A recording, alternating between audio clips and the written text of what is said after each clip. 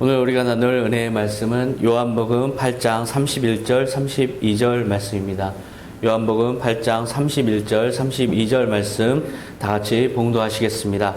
그러므로 예수께서 자기를 믿은 유대인들에게 이르시되 너희가 내 말에 거하면 참으로 내 제자가 되고 진리를 알지니 진리가 너희를 자유롭게 하리라. 아멘. 오늘 말씀의 제목은 괴담인가 진리인가 라는 제목으로 은혜를 나누고자 합니다. 오늘 본문을 보니까 유대인들이 예수님에게 나왔어요. 근데 예수님께서 너희가 진리를 알면 진리가 너희를 자유롭게 하리라 이렇게 말씀하셨어요. 그 말씀에 그걸 뒤집어 보면 지금 진리를 알지 못하기 때문에 자유롭지 못하고 무지의 동굴 속에서, 플라톤이 비유한 그런 무지의 동굴 속에서 그저 보이는 대로 빛에 비춰서 눈에 보이는 그림자만을 진리로 생각하면서 그렇게 살아가고 있구나.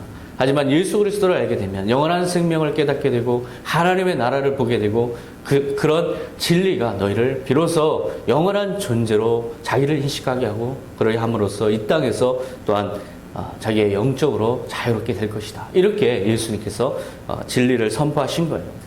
우리는 그렇게 들리는 대로 또한 보이는 대로 그렇게 믿는 가운데 살아가고 있어요. 그러다 보니까 온갖 우리 가운데 들리는 괴담에 우리가 귀를 기울이고 거기서 두려워하고 벌벌 떨면서 그렇게 괴담 사회를 지금 살아가고 있는 우리의 모습을 볼 수가 있어요. 얼마 전에 그 부산 괴담이 아주 유명했어요. 그 울산에서 그 진도 규모 5.0의 그러니까 지진이 일어났는데요. 그리고 나서 며칠 있다가 부산에는 전역에서 가스 냄새가 아주 진동한다는 민원이 동시다발적으로 일어났어요. 그러니까 부산과 울산 지역의 전역에서 이 가스 냄새가 진동한다라는 민원이 많이 들어왔어요. 그래서 이제 그 당국에서 조사를 해봐도 원인을 알 수 없고, 그게 원인을 당국이 알아내지 못하니까 사람들은 더 공포에 이제 짓눌려 있었던 거죠. 그래서 온갖 괴담이 많이 출현했어요. 그래서 당시에 이제 광안리 해수욕장 해변에 엄청나게 많은 개미떼가 와서 죽어 있더라. 그런 이제 소식이 들렸어요. 이런 동물들이 이렇게 곤충들이 먼저 그런 전조를 보인다는 거죠. 그게 그럴 법도 한 게 2008년도 스촨성 대지진 때 그 진도 규모 8.0의 대지진이 있었어요. 그것 때문에 9만 명이 목숨을 잃는 그 대지진이 일어나기 며칠 전에 수십만 마리 두꺼비떼가 이동하는 것이 발견됐어요. 그리고 나서 그런 대지진이 있었다는 이야기들 우리가 다 알고 있기 때문에 이런 울산 지진 이후에 이렇게 대지진의 전조가 나타나는 거 아니냐 해서 또 가스 냄새도 바로 그런 전조가 아니냐 해서 많이들 두려워했던 것이죠. 그리고 또 어떤 사람은 구조라 해변에서 그 심해어에 해당하는 갈치를 동영상 사진으로 올렸어요. 이거는 저 바닷속의 동물인데, 바닷속의 물고기인데, 이것이 이렇게 해변에 올라온 이유는 벌써 바다에서부터, 밑에 그 해저에서부터 벌써 지진을 감지하는 것이 아니냐. 그래서 많은 사람들이 이런 것들을 근거로 해서 대지진이 곧 부산을 덮칠 것이다.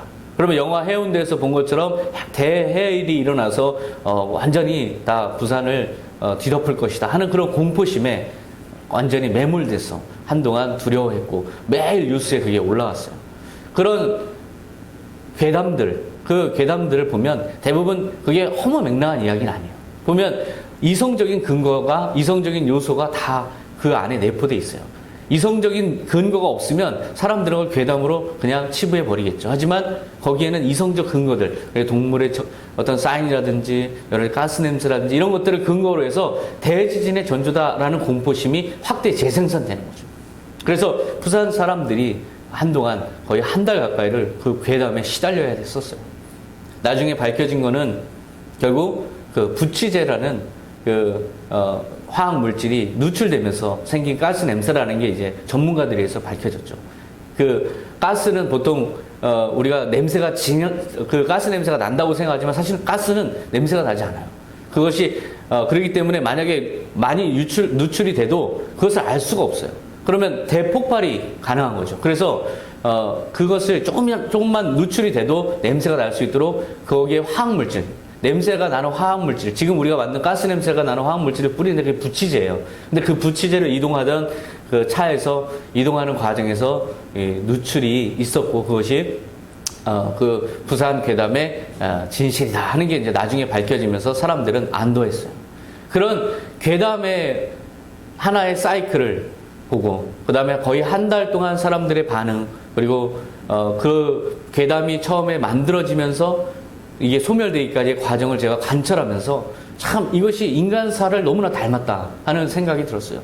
그래서 저는 그 괴담을 관찰하고 그것을 모니터링 하면서 그 히스기야 왕이 생각이 났어요. 구약의 히스기야 왕이 바로 그런 엄청난 그 공포에서 시달린 적이 있었거든요. 히스기야 4년 때 아시리아 제국이 이 히스기야는 유다 왕이지만 이스라엘의 소속인 사마리아 땅을 침략을 했어요. 그래서 사마리아에서 많은 사람들을 잡아다가 시리아 지역에 이주시키고, 강제 이주시키고 인종을 혼합시켰던 그런 끔찍한 일을 저지른 그런 사건이 있어요. 그리고 나서 10년이 지나서 그렇게 강대한 아시리아 제국의 사네립 왕이, 더 악랄한 사네립 왕이 18만 5천 명을 이끌고 대군을 이끌고 지금 유다 히스기야 왕을 침략한 거예요. 예루살렘을 포위해버리고 말았어요. 꼼짝없이 도안에 든 쥐죠. 그런 상황에서 이제 히스기야는 하나님께 의지하고 하나님께 기도하고 그러면서 사네립에게 무릎을 꿇지 않고 계속 기도하는 가운데서 이 사네립 왕이 편지를 하나 보내요. 근데 그 편지는 히스기야에게는 이 괴담 중에 괴담인 거죠. 그 편지의 내용을 보면 열왕기하 19장 10절에 보면 너희는 유다의 왕 히스기야에게 이같이 말하여 이르기를 내가 믿는 내 하나님이 예루살렘을 아수르 왕의 손에 넘기지 아니하겠다 하는 말에 속지 말라. 대군을 이끌고 와서 예루살렘을 포위하고 그 잔인한 그리고 잔혹한 그 전쟁 범죄를 저지르는 이 사네립 왕이 지금 하는 말이에요. 너는 하나님을 의지하고 그래서 내 손에서 아수르 왕의 손에서 넘기지 아니하겠다는 그런 이야기를, 하나님이 넘기지 않을 것이라는 이야기를 하는데 속지 말아라. 그런 일은 일어나지 않는다. 결국 너는 나에게 굴복해야 된다라는 얘기죠.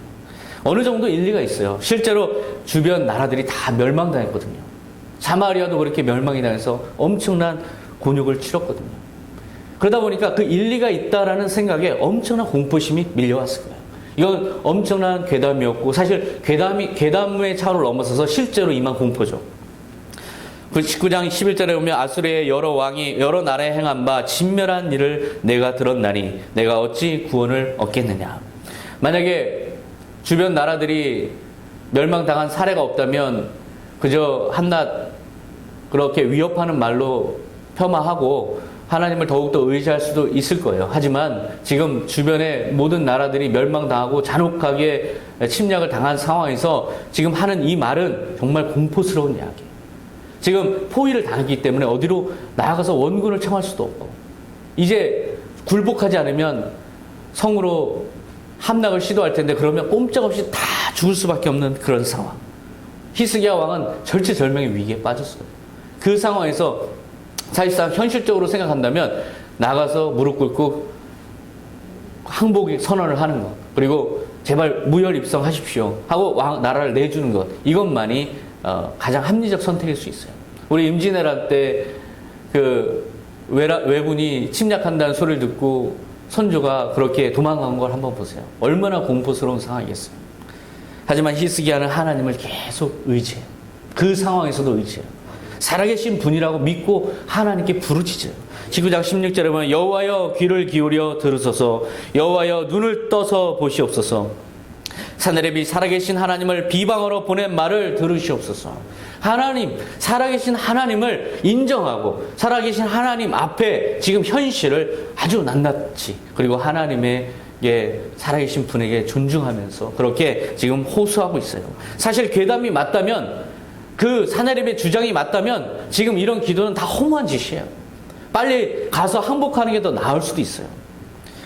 다른 주변 나라들처럼 신을 의지했다가 완전히 멸망당한 나라들처럼 그런 꼴이 될 수도 있는 상황에서 히스기야는 끝까지 살아계신 하나님에 대한 믿음을 잃지 않고 이렇게 바닥에 퍼진 괴담 가운데서도 하나님께 부르짖는 거예요. 17절에 보면 우리 하나님 여호와여 원하건대 이제 우리를 그의 손에서 구원하옵소서. 그리하시면 천하 만국이 주 여호와가 홀로 하나님이신 줄 알리이다. 지금 이 괴담의 공포가 너무나 현실적입니다. 눈앞에 닥쳐왔습니다. 너무나 그럴듯합니다. 이제 꼼짝없이 죽을 수밖에 없습니다. 하지만 하나님의 하나님됨을 드러내시옵소서. 하나님의 살아계심을 나타내시옵소서.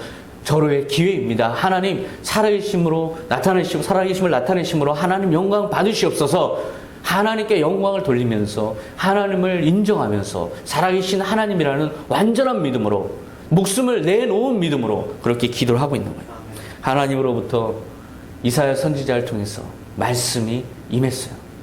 20절에 보면 아모스의 아들 이사야가 히스기야에게 보내 이르되 이스라엘 하나님 여호와의 말씀이 내가 아수르 왕 사느립 때문에 내게 기도하는 것을 내가 들었노라 하셨나이다. 하나님이 들으셨다. 이 소식이 이사야를 통해서 전해졌어요. 지금 적군의 공포는 현실적이에요. 너무나 현실적이에요. 주변을 다 둘러쌌어요. 그런데 하나님께서 주신 소식은 내가 들었다. 그리고 내가 곧 보복하리라. 심판하리라. 그렇게 전해진 그 말씀 히스기야에게는 어떻게 들렸을까요? 이것은 히스기야를 구원해주는 엄청나게 기쁜 소식으로 들렸을 거예요. 실제로 이사야는 하나님이 어떻게 보복할 것인가에 대한 메시지까지 다 전해줬어요. 코에 사내립의 코에 갈고리를 꿰서 끌고 가겠다. 입에 재갈을 물려서 돌아온 길로 내가 돌려보내겠다. 그런 구체적인 하나님의 말씀을 들었어요. 히스기야의 앞에 괴담이 있고 또한 하나님의 말씀이 있어요. 히스기야는 무엇을 잡았을까요? 하나님의 말씀을 잡았어요. 끝까지 지금 현실적인 공포가 턱 밑에 칼을 들이댔지만 살아계신 하나님을 믿고 목숨 걸고 믿고 결국 하나님의 소식에 하나님의 살아계심에 자기의 모든 운명을 걸었어요. 하나님께서 이제 행동하실 타임이죠. 열왕기하 19장 35절에 하나님께서 행동하셨어요. 이 밤에 여호와의 사자가 나와서 아수르 진영에서 군사 18만 5천 명을 친지라. 아침에 일찍이 일어나 보니 다 송장이 되었더라. 하나님께서 하나님의 방식으로 하나님됨을 드러내시고 결국 괴담은 괴담으로 끝나버리고 말았어요. 살아계신 하나님, 그것은 바로 그 괴담이 사실이 아니라는 걸 입증하는 그 자체가 증거예요. 우리가 살아가는 인생도 마찬가지예요.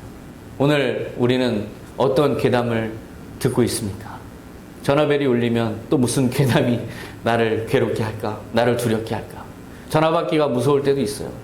이런 두려움의 소식들, 두려움의 일들이 날마다 우리를 엄습하고 우리를 공포로 몰아넣고 있어요. 이런 괴담 사회를 우리 살아가고 있어요. 날마다 뉴스에서도 마찬가지예요. 온갖 들리는 소식들이 거의 다 대부분 괴담이 너무나 많아요. 이런 현실 속에서 우리는 그 괴담에 두려워서 벌벌 떨면서 그저 어떡하지 발만 동동 구르면서 살아갈 것이 아니라 히스기야처럼 이렇게 절체절명의 위기 가운데서도 하나님을 의지했던 것처럼 그렇게 하나님을 붙잡고 살아계신 하나님을 의지해서 나가면 우리는 살아계신 하나님 때문에 그 두려움의 소식이 기쁨의 소식으로 바뀌는 것을 경험하게 되는 것입니다. 바로 그렇게 하나님은 우리의 괴담을 바꾸어서 우리에게 승리를 안겨주시는 그런 분이세요. 하나님의 살아계심이 그 자체가 우리에게 참으로 기쁜 소식이고 괴담을 완전하게 승리의 기쁨, 창가로 바꿔주시는데요. 바로 그런 살아계신 하나님이 사실은 살아계신 하나님이 하늘에만 계신 것이 아니라 하나님이 직접 이 땅에 오셔서 천국 복음을 전하시고 직접 사람들에게 하나님의 살아계심의 기쁜 소식을 직접 다 알리는 그런 역사적인 사건이 있었죠. 바로 예수님이 오신 거예요. 예수님이 오셔서 살아계신 하나님이 너희와 함께 하시다. 그러니까 너희는 온갖 들리는 괴담과 두려움과 공포를 안겨주는 모든 소식들에서 해방을 누려라. 자유하라. 그렇게 전하셨어요. 그래서 요한이 하나님의 아들이십니까? 물었을 때 누가복음 7장 22절에 보면 너희는 가서 듣고 본 것을 요한에게 알려라. 소경이 눈을 뜨고 앉은 뱅이가 걷고 문둥병자가 깨끗해지고 귀머거리가 듣고 죽은 사람이 살아나고 가난한 사람에게 기쁜 소식이 전파된다고 하라. 이런 기쁨의 소식을 요한에게 전했어요. 실제로 그랬어요. 예수님이 오셔서 병자를 고치시고 문둥 병자를 깨끗하게 하시고 죽은 사람을 살리시고 가난한 사람들에게 복음을 전하시는 그런 많은 기쁨의 소식을 전하셨어요. 이 소식을 들은 요한조차도 그 소식을 기쁨의 소식으로 받아들였어요. 그렇기 때문에 그 제자들에게 그는 흥하여야 하겠고 나는 쇠하여야 하리라. 이분은 실로 하나님의 아들이다. 그렇게 고백했던 거예요. 모든 사람들, 경건하게 하나님을 따라가는 모든 사람들은 예수님의 모든 행적들, 예수님으로부터 들려오는 모든 소식들을 다 기쁨의 소식으로 받아들였어요. 하지만 한편에 어떤 사람들은 예수님의 이런 놀라운 소식들이 괴담으로 들렸어요. 그 사람들이 누구였을까? 그 사람들은 바로 대제사장과 바리새인들과 종교 지도자들이었어요. 그들에게는 예수님의 이 놀라운 소식들이 다 괴담으로 들렸어요. 요한복음 11장 47절에 보면 이에 대제사장들과 바리새인들이 공회를 모으고 이르되 이 사람이 많은 표적을 행하니 우리가 어떻게 하겠느냐. 이렇게 많은 일들을 행하는데 뭘 어떻게 하겠느냐라는 대책회의를 하는 거죠. 죽은 자를 살리시고 천국 복음을 전하시면 얼른 가서 자기들도 구원을 바라고 자기들도 하나님의 종이, 저는 하나님의 종입니다. 이제 더욱더 하나님께 가까이 나아가기 원합니다. 해야 될 사람들이 지금 모여서 대책회의를 하고 있는 거예요. 이 많은 표적을 행하니 우리가 어떻게 하겠느냐.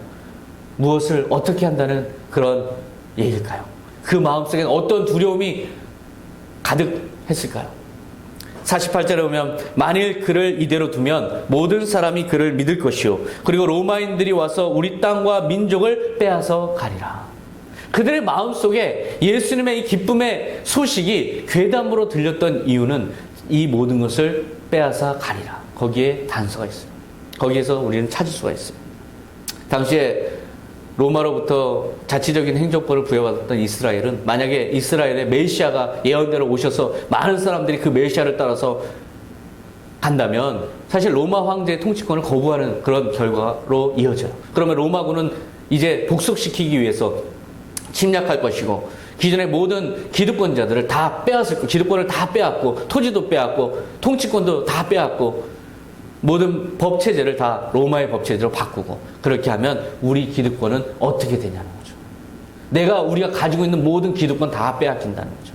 지금 이게 백성들이 그렇게 빼앗길 거라고 걱정하는 게 아니에요. 백성들은 상관이 없어요. 백성들은 누구라도 상관이 없어요. 먹고 살기만 해주면 되는 거예요. 그리고 자기들의 신앙을 자유를 주면 되는 거예요. 이들이 걱정하는 것은 자기네들의 종교적 기득권이 다 빼앗긴다는 것, 자기들이 가지고 있던 모든 재산, 소유 다 빼앗긴다는 거죠. 바로 그것이 걱정됐어요. 그렇기 때문에 예수님의 기쁨의 소식도 온전하게 받아들여지지 않는 거죠. 바로 그것은 예수님의 그런 승리의 소식은 점점 괴담으로 들렸어요. 사실 이 일이 일어난 이유는 죽은 나사로를 나흘 만에 찾아가서 무덤에서 살리시고 무덤을 걸어 나오게 하시고 돌아다니게 하신 그 대사건을 많은 사람들이 목격하고 나서 일어난 일이에요. 많은 사람들이 이분이 죽은 사람을 되살리셔서 저렇게 냄새가 풀풀 나는 사람을 되살리셨다. 이야말로 하나님의 아들이 아니냐 하면서 많은 사람들이 아주 눈에 띄게 확연하게 예수 그리스도를 따르는 그 직후에 그들은 이러한 두려움을 현실적으로 느낀 거죠. 그래서 살아계신 하나님의 아들이 왔음에도 불구하고 그들은 대책회의를 할 수밖에 없었어요. 이것은 그것을 괴담으로 들었기 때문에 그들은 이제 더 이상 이대로 두면 우리의 모든 것을 로마가 빼앗아 가기 때문에 이제는 더 이상 이대로 둘 수가 없다는 그런 동기에서 대책회의를 하고 있는 것이죠. 그들은 하나님의 아들인지 예수님이 정말 하나님의 아들인지 진지하게 탐구하지 않았어요. 와서 예수님께 여쭤보고 그리고 또한 그 기적을 보면서 정말 하나님의 아들이라는 걸 인정하고 자신의 죄악을 고백하고 용서를 받고 구원을 얻기 위해서 그렇게 예수님에게 나오지 않았어요. 오히려 기쁨의 소식조차 자기들의 이해관계를 기준으로 살펴보면서 결국 예수님의 그러한 하나님의 아들로서의 그 많은 행적들을 다 괴담으로 여기는 그런 판단을 하고 있는 것이죠. 그래서 대제사장인 가야바가 마지막으로 이런 결론을 내요. 너희들 뭘 그렇게 걱정하느냐. 저 한 사람만 없어지면 되지 않겠느냐. 그래서 모든 것이 평안해질 텐데 너희들은 참 어리석구나 하면서 예수님의 죽일 모의가 여기서 결정되는 거예요. 그렇다면 그들의 예수님을 죽이려는 그런 모의 속에서 그들이 드러낸 의도, 그 의도에 따라서 그들이 믿고 싶었던 진리가 무엇일까 한번 추론해 볼까요? 그들의 논리대로 한다면 소경이라도 아무리 소경이 하나님의 아들이 오셔서 소경을 고쳤어도 그 소경은 못 봐야만 그것이 그들에게는 그럴듯한, 그들이 받아들일 수 있는 진리라는 셈이 되는 거죠. 아무리 죽은 자라도 하나님의 아들이 와서 고친다 해도 사실은 살아나지 않아야 그것이 진리 아니냐라고 생각하는 셈이에요. 아무리 하나님의 아들이 오셨어도 자기들의 종교적 권력에 복종해야 된다는 거죠. 자기들이 가진 이 종교 권위를 어떻게 하나님의 아들이 오셨다 하더라도 이것을 전복시키냐 하는 거죠. 결국 하나님의 아들이 오셔도 자기네들의 통치를 받아야 된다는 거예요. 아니, 더 나아가 보면 하나님의 아들이 왜 오셨냐는 거죠.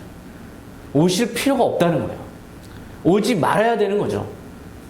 그들의 논리대로라면 그들이 믿고 싶어하는 진리는 바로 그런 내용이에요. 그렇기 때문에 하나님의 아들이신 예수님조차도 죽일 모의를 하고 그것을 반대 없이 통과시킨 거예요. 그들이 진정 두려워해야 될 괴담은 무엇일까요? 그것은 하나님의 아들이 이 땅에 관심이 없다. 하나님이 이 땅을 버리셨다. 하나님이 너희들을 관여 안 하신다고 하신다. 영원히 간섭 안 하신단다. 이게 오히려 괴담 아닐까요? 하나님의 아들이 결코 안 오신단다. 이게 괴담 아닐까요? 진정 그들이 두려워해야 될 괴담 아닐까요? 우리도 마찬가지예요. 우리가 살아가면서 우리는 종종 너무 내 이해관계, 내 이익 중심으로 복음의 진리를 판단하는 경향이 있어요. 아무리 좋은 말씀을 들었어도 이것이 과연 진리인가, 이것이 괴담인가에 있어서 그 판단 기준이 내 이익의 기준이 되는 경우가 많아요. 이것이 내 이익에 도움이 되면 이것은 복음이고, 내 이익에 반하고 나를 귀찮게 하고 나에게 손해가 되면 이것은 괴담으로 듣는 그러한 습성이 있어요. 바로 그런 우리의 습성, 바로 대제사장 가야바의 속성과 같은 것이죠. 바로 그러한 모순 속에 우리가 빠져 있을 수 있어요. 그러한 모순 속에 빠져 있었던 대제사장 가야바와는 달리, 그리고 바리새인들과는 달리 진지하게 하나님의 아들임을 인식하면서 예수님을 향해서 찾아와서 이것이 과연 진리인가를 물어보고 탐구했던 그런 한 바리새인이 있어요. 바로 니고데모죠. 니고데모는 예수님의 많은 행적들을 범상치 않은 일, 심상치 않은 일로 봤어요. 그래서 예수님을 찾아왔어요. 그래서 예수님에게 진지하게 질문을 던진 사람이에요. 이 니고데모는 바리새인이고 율법사고, 그 다음에 유대 지도자고, 당대에 아주 종교적 권위가 있는 사내들인 공의회의 회원이었어요. 이런 사람이 예수님을 찾아와서 진지하게 질문을 던지는 거예요. 요한복음 3장 2절에 보면 그가 밤에 예수께 와서 이르되 라삐여, 우리가 당신은 하나님께로부터 오신 선생인 줄 아나이다. 하나님이 함께 하시지 아니하시면 당신이 행하시는 이 표적을 아무도 할 수 없음이니이다. 그 표적을 객관적으로 관찰한 거예요. 자, 저것은 나는 내 기준으로 보면 이거는 괴담인데 저것을 객관적으로 보면 저거는 진리다. 저거는 하나님의 아들이 아니고서는 어떻게 죽은 자를 살리고 병자를 저렇게 치유하시고 저렇게 많은 기적을 행하시느냐. 저거는 하나님이 분명히 함께 하시는 것이다. 인정할 건 인정해야 된다. 그런 태도로 지금 예수님께 질문하는 거예요. 그리고 나서 예수님께 그런 질문을 던졌을 때 예수님은 그가 어떤 의도로 온 줄 알기 때문에 너가 거듭나야 하나님의 나라에 갈 수 있다라고 말씀하시죠. 그러면 제가 거듭난다고 지금 말씀하셨는데 그건 말도 안 되는 얘기입니다 라고 하지 않고, 그렇다면 제가 거듭난다는 건 다시 어머니 뱃속으로 다시 들어갔다 다시 나온다는 두 번 모태에 가라는 말씀입니까? 아니다. 두 번 모태에 가라는 게 아니라 물과 성령으로 거듭나라는 거다. 그러면서 계속 대화가 이어져요. 밤이 맞도록 이어져요. 그리고서 결국 예수님께서 하신 그 생명의 말씀들 중에 요한복음 3장 16절 말씀이 나오는 거예요. 하나님이 세상을 이처럼 사랑하사 독생자를 주셨으니 이는 그를 믿는 자마다 멸망하지 않고 영생을 얻게 하려 하심이라. 이런 진리의 말씀을 전해 듣고 이 니고데모는 마음을 예수님을 영접하고 자신이 제 이름을 고백하고 영원한 생명을 누리는 이제 새로운 존재로 변화되는 경험을 했어요. 그래서 그 믿음을 잃지 않고 끝까지 지키면서 나중에 종교 지도자들이 예수님을 부당하게 재판할 때 반박하는 그런 용기 있는 태도로 이게 나타났어요. 요한복음 7장 50절에 보면 그 중에 한 사람, 곧 전에 예수께 왔던 니고데모가 그들에게 말하되 우리 율법은 사람의 말을 듣고 그 행한 것을 알기 전에 심판하느냐 하면서 반박했어요.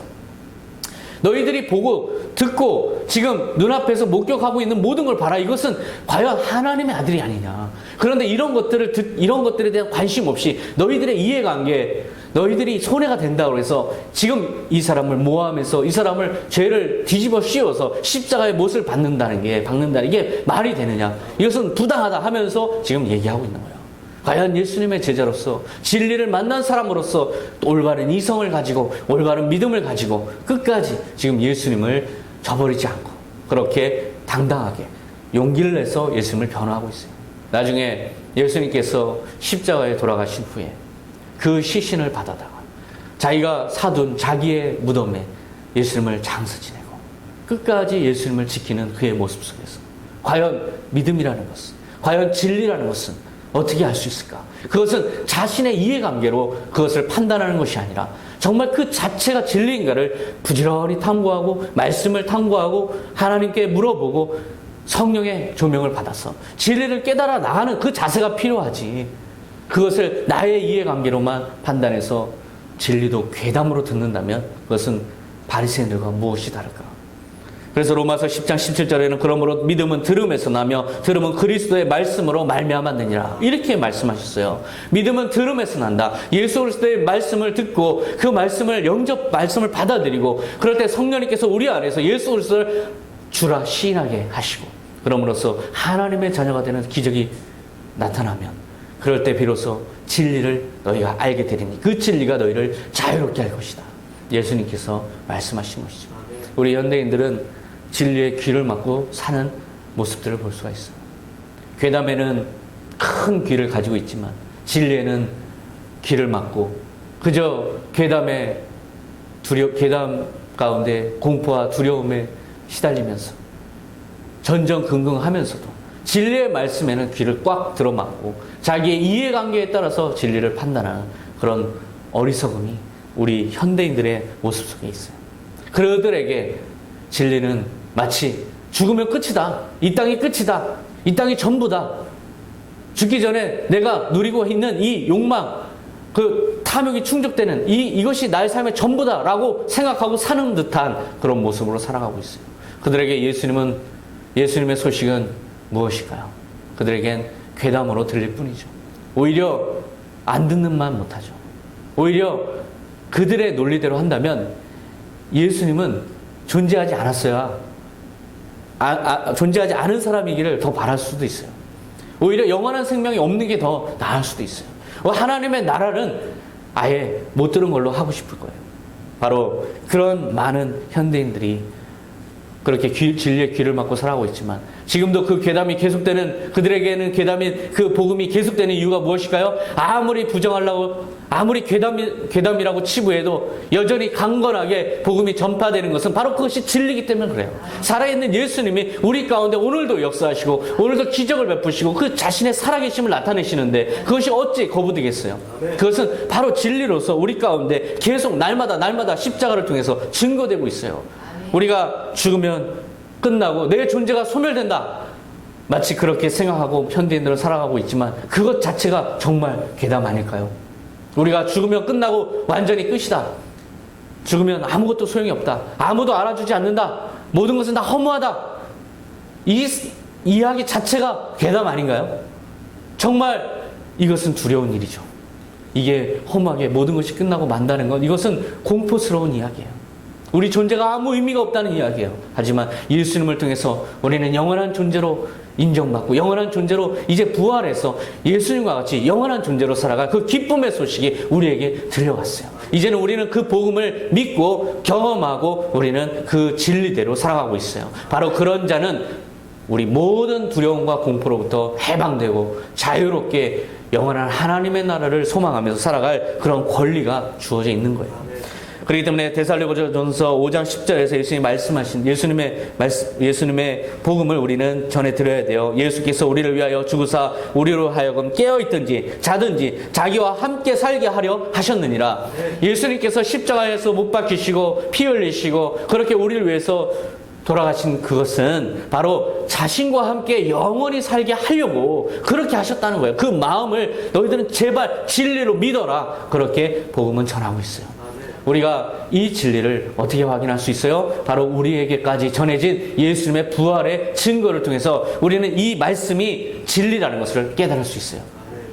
그렇다면 이제 우리의 모든 판단 기준을 내 이익의 기준이 아니라 진리 그 자체에 두고 진리 그 자체가 옳다면 우리가 니고데모처럼 진지하게 그것을 탐구해서 말씀을 탐구해서 그것이 진리라면 진리라 믿어지면 성령님께서 믿게 하시면 그것을 붙잡고 나아가야 될 줄로 믿습니다. 아무리 우리가 살아가면서 괴담 사회를 살아오고 있지만 아무리 두려움과 공포의 소식이 밀려오고 있지만 히스기야처럼 끝까지 하나님을 붙잡고 믿음으로 나아가면 그 두려움이 승리의 창가로 바뀔 줄 믿습니다. 이러한 신앙을 갖는 여러분들 다 되시기 바랍니다. 기도하겠습니다. 하나님 아버지 감사합니다. 우리 현대인들은 괴담 사회를 살아가고 있습니다. 날마다 들리는 소식은 좋은 소식이 없습니다. 누가 죽었다, 망했다, 터졌다.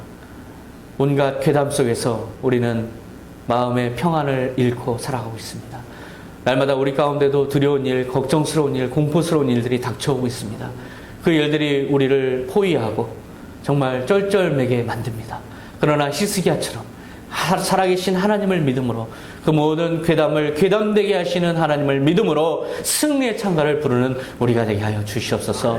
진리를 내 중심이 아니라 진리 그 자체의 말씀을 탐구함으로써 올바로 깨달아서 영원한 생명을 주시고자 하는 주님의 말씀을 온전히 믿음으로 하나님의 나라를 소망하고 영존의 믿음으로 나아가는 우리 선한 청지기들 다 되게 하여 주시옵소서. 감사드리며 예수님의 이름으로 기도하옵나이다. 아멘.